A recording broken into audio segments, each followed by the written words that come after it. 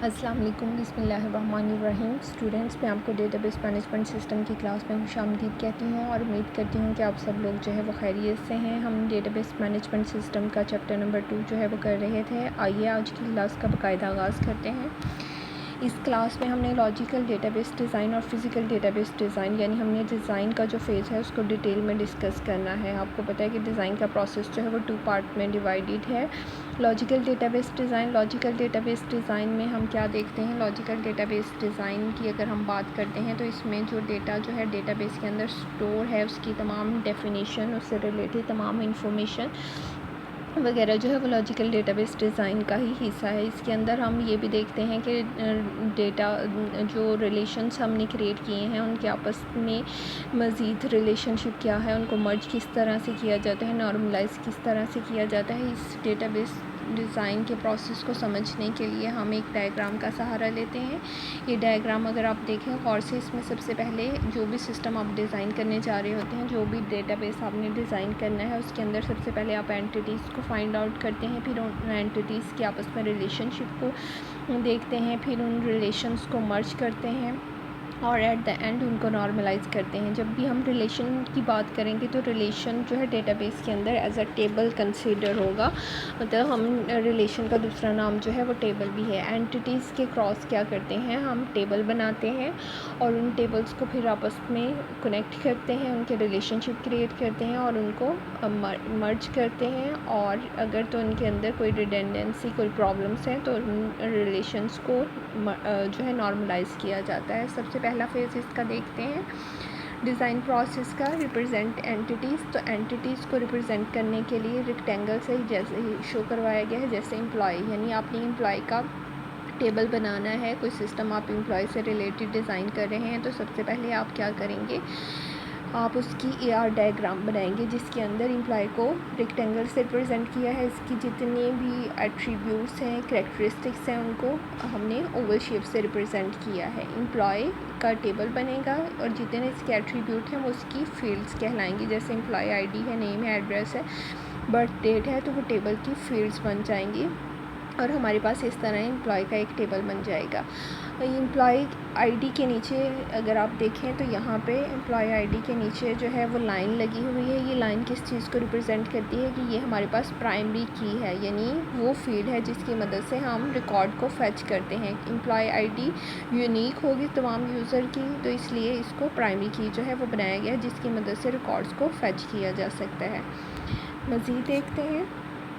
उसके बाद रिलेशनशिप्स को जो है वो रिप्रेजेंट किया जाता है। रिलेशनशिप्स को रिप्रेजेंट जो है वो किस तरह से किया जाता है, यानी हमारे पास जो टेबल हैं उनके अंदर जैसे एम्प्लॉय ID थी वो हमारे पास क्या थी, टेबल की प्राइमरी की थी। अगर ये किसी और टेबल के अंदर ये फील्ड यूज़ हो रही होगी तो मे बी वो मतलब किसी और टेबल के अंदर भी यही फील्ड यूज़ हो रही हो तो वो वहाँ पे फॉरेन की बन जाएगी। तो इस तरह से टेबल के दरमियान रिलेशनशिप समटाइम इस तरह से क्रिएट होते हैं कि एक टेबल की प्राइमरी की जो है दूसरे टेबल के अंदर जो है वो फॉरेन की के तौर पर इस्तेमाल हो रही होती है। या इसके अलावा भी हम सेपरेट जो है रिलेशन क्रिएट करते हैं दो टेबल्स को आपस में कनेक्ट करने के लिए, यानी मुख्तलिफ वे से हम टेबल के दरमियान रिलेशनशिप जो है वो क्रिएट कर सकते हैं। उसके बाद हमारे पास है मर्ज रिलेशन। एक दफ़ा आपने टेबल क्रिएट कर लिया फिर उनको मर्ज किया जाता है। मर्ज इसलिए किया जाता है कि बाज़ात एक ही एंटिटी का डेटा जो है वो दो टेबल में आ रहा होता है। अगर आप यहाँ पे एम्प्लॉय 1 और एम्प्लॉय 2 को देख रहे हैं तो employee number, employee name, address और फ़ोन, उसकी जो है फ़ोन नंबर एक टेबल में है। फिर उससे मज़ीद यही वाली तीनों फील्ड्स और चारों फील्ड और इसके अलावा और डेटा जो है इसके अंदर दूसरे टेबल में एम्प्लॉय 2 में ऐड किया है। अब ये दोनों में डेटा जो है एक ही एंटिटी का डेटा है, यानी इसको हम क्या कर सकते हैं, एक टेबल इन दोनों को मर्ज करके एक टेबल जो है वो बना सकते हैं। इसलिए हमने एम्प्लॉय 1 और एम्प्लॉय 2 को जो है कंबाइन करके इनमें तमाम फील्ड्स को इकट्ठा कर दिया तो हमारा रिलेशन क्या हो गया, मर्ज हो गया। नेक्स्ट हमारे पास जो स्टेप है वो नॉर्मलाइजेशन का है। नॉर्मलाइजेशन में क्या किया जाता है, नॉर्मलाइजेशन में बेसिकली जो डेटा के अंदर प्रॉब्लम, डेटा टेबल के अंदर प्रॉब्लम आ रही होती है, रिलेशन के अंदर अननेसेसरी रिडेंडेंसी वगैरह होती है, उसको रिमूव किया जाता है। बिकॉज रिडेंडेंसी से डेटाबेस के अंदर नॉर्मलीज क्रिएट होती हैं। जब भी आपने नया डेटा ऐड करना होता है, डिलीट करना होता है, अगर तो डुप्लिकेट डेटा है टेबल्स के अंदर, तो उसको अपडेट करते वक्त प्रॉब्लम होती है। इसलिए नॉर्मलाइजेशन के ज़रिए डेटाबेस के अंदर जो प्रॉब्लम्स होती हैं उनको रिमूव किया जाता है। डेटा टेबल्स के अंदर जो प्रॉब्लम होती है उनको रिमूव किया जाता है। नेक्स्ट स्टेप जो ये हमारे जो थे लॉजिकल डेटाबेस डिज़ाइन प्रोसेस के फेजेस थे। उसके बाद हमारे पास है physical database design. Physical database design जो है इसके अंदर हम क्या करते हैं, फ़िज़िकल डेटाबेस डिज़ाइन के अंदर बेसिकली हम जो हमारा सेट ऑफ रिकॉर्ड्स होते हैं, फाइल्स, इंडेक्सेस वगैरह, यानी डेटा का स्ट्रक्चर जो है उसको लेआउट करते हैं, उसमें इम्प्लीमेंट कर दिया जाता है। जो रिकॉर्ड्स होते हैं, फाइल्स होती हैं, इंडेक्सेस वगैरह होते हैं और अदर डेटा स्ट्रक्चर्स होते हैं, उनको हम प्रैक्टिकली इम्प्लीमेंट करते हैं। फ़िज़िकल डेटाबेस डिज़ाइन के मेजर जो हमारे पास इनपुट्स होंगे वो हमारे पास क्या होगा, लॉजिकल डेटाबेस स्ट्रक्चर। जो हमने लॉजिकल डेटाबेस स्ट्रक्चर बनाया था वो इसका बेसिक जो है हमारे पास इनपुट होगा। इसके अलावा यूज़र की जो भी रिक्वायरमेंट होंगी वो एज ए इनपुट यूज़ होंगी। डेटाबेस मैनेजमेंट सिस्टम की जो करैक्टरिस्टिक्स हैं वो भी एज ए इनपुट के तौर पर हम इस्तेमाल करेंगे। Component of physical database design अगर हम देखते हैं तो हमारे पास जो कंपोनेंट्स इसके अंदर आते हैं वो data volume and uses analysis है। हम यहाँ पे डेटा को जो है वो थॉरली स्टडी करते हैं कि हमारा जो डेटाबेस है वो कितना फ्रीक्वेंटली डेटा को एक्सेस करेगा, इसके अंदर डेटा का वॉल्यूम कितना होगा, यानी वो कितना डेटा जो है वो स्टोर कर सकता है। दैन यूजेस एनालिसिस में हम यही चेक करते हैं कि यूज़र जो है कितना फ्रीक्वेंटली इसको एक्सेस करेगा और कॉस्ट जो है स्टोरेज की कितनी आएगी। ये सारी चीज़ें जो है एक्सेस पैटर्न वगैरह इसके अंदर देखे जाते हैं कि किस तरह से फ़ाइल को ऑर्गेनाइज़ किया जाएगा।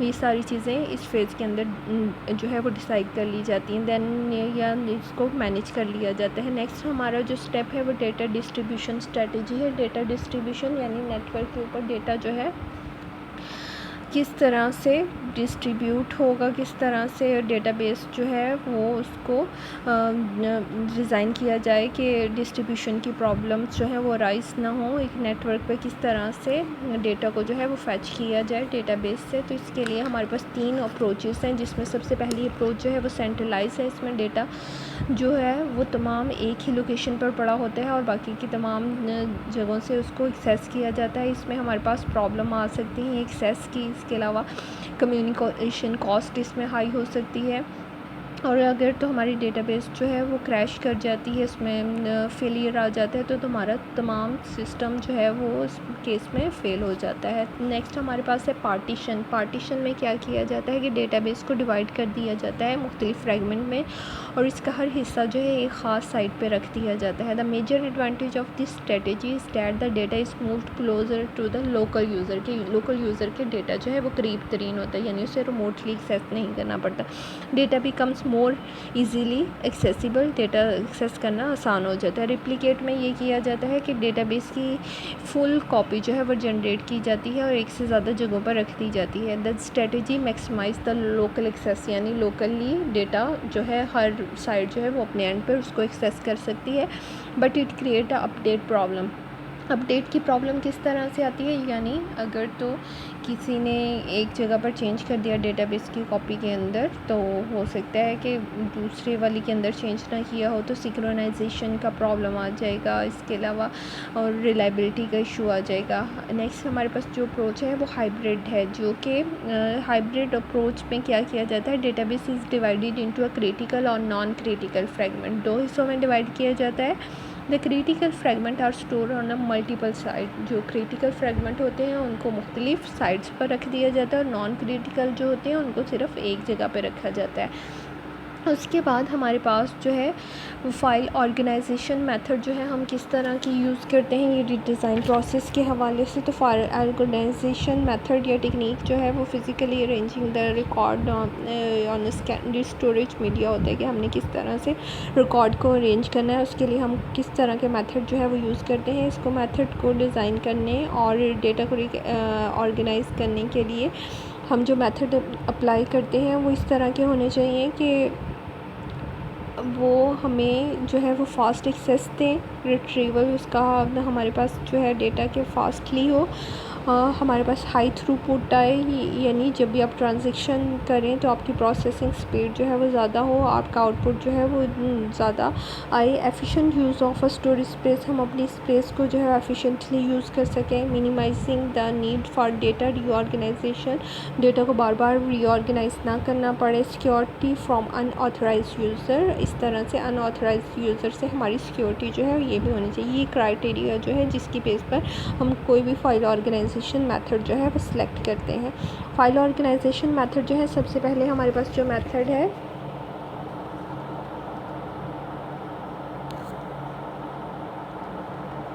फाइल ऑर्गेनाइजेशन मेथड में सबसे पहले जो हमारे पास मेथड है वो हमारे पास सीक्वेंशियल फाइल का मेथड है। सीक्वेंशियल फाइल में हमारे पास क्या होता है कि डेटा जो है वो स्टोर होता है एक सीक्वेंस में। जिस तरह से आपने 1 से लेके 100 तक रिकॉर्ड जो है वो सेव करने हैं, तो 1 से लेके 100 तक आपने रिकॉर्ड सेव किए हैं और आप 99 रिकॉर्ड को जो है रीड करना चाह रहे हैं। तो 99 रिकॉर्ड रीड करने के लिए आपको प्रोसीडिंग सारे रिकॉर्ड रीड करने पड़ेंगे, यानी जिस सीक्वेंस में आपने डेटा स्टोर किया है उसी सीक्वेंस में आप उसको रिट्रीव करते हो और आपको सारे के सारे रिकॉर्ड उस पर्टिकुलर रिकॉर्ड को रीड करने के लिए रीड करने पड़ते हैं। ये हमारे पास इसकी स्पीड जो है कम होती है, बिकॉज अगर हमारे पास 1000 ऑफ रिकॉर्ड एंड 10,000 है और हम जो है लास्ट वाला रिकॉर्ड रीड करना चाह रहे हैं तो हमें बाकी के सारे रिकॉर्ड जो है इस केस में रीड करना पड़ेंगे। ये हमारे पास सीक्वेंशियल फाइल की प्रॉब्लम में आ जाते हैं। नेक्स्ट हमारे पास जो फाइल है वो डायरेक्ट और रैंडम फाइल है। डायरेक्ट या रैंडम फाइल के अंदर डेटा जो है वो हमारा कंटिगुअस मेमोरी लोकेशन पे स्टोर नहीं होता, यानी जो हमारे रिकॉर्ड्स होते हैं वो कंटिगुअसली